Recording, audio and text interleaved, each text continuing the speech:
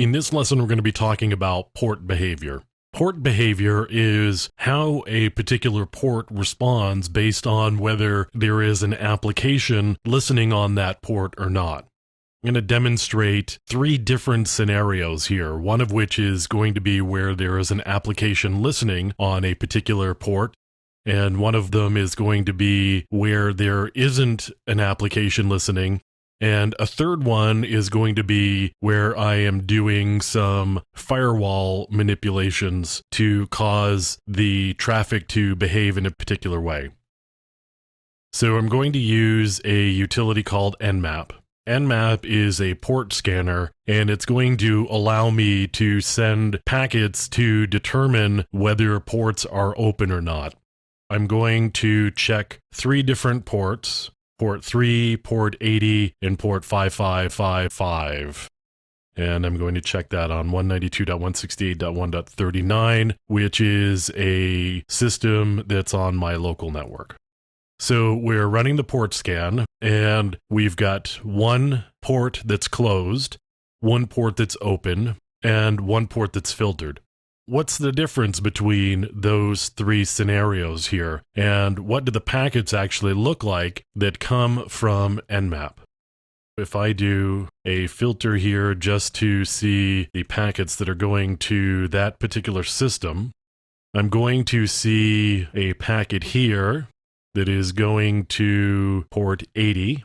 And so here we get the SYN message going out to port 80. Here we get the SYN message going out to port 5555, and here we get the SYN message going out to port 3. So port 80, I get the SYN ACK back, and then I send the ACK in reply. So I've got the three-way handshake. Now I've got a connection open, and that's on the open port. So here I actually am going to just reset the connection and just forget about it. So what I'm doing is really just closing the connection, because what we're saying here is we didn't really mean to open it. We do some more messages out to port 5555. And since we don't get anything back, we are going to say that the port is actually filtered, because the correct behavior would be to get a reset back from the server. The system 1.39 should actually be sending us a reset back on port 3, which is our closed port. So I'm going to filter based on port 3. So if I set up a capture filter here, I'm going to say TCP port equals 3. And you can see where I send the SYN message out on port 3.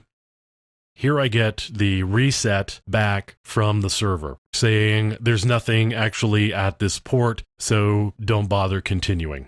That's what happens when you've got a closed port. You'll get a reset back. And if we go back here, you'll see port 3 showed as closed. So port 5555 shows as filtered because we have a situation where we sent multiple SYN messages in order to establish a connection to that particular TCP port, and we never got a response back. The RFC specifies that if the port is closed, the system should send a reset back to indicate that the port is closed. Sometimes we don't actually prefer that behavior because maybe we want the system to appear not to be there, or maybe we want to cause adversaries to slow their progress down as they are engaging in reconnaissance activities. If I've got to send multiple SYN messages and wait for replies, and I'm doing this on multiple ports, I'm going to take a long time to do scans. That may be another reason why you set a firewall to respond in a manner where packets actually get dropped rather than responded to appropriately.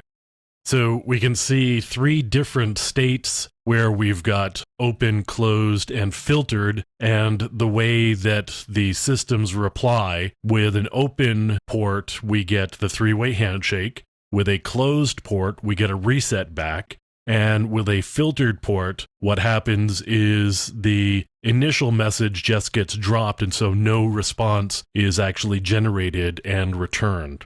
That's the different messages that you'll see happen based on the state of the TCP ports that you're trying to connect to.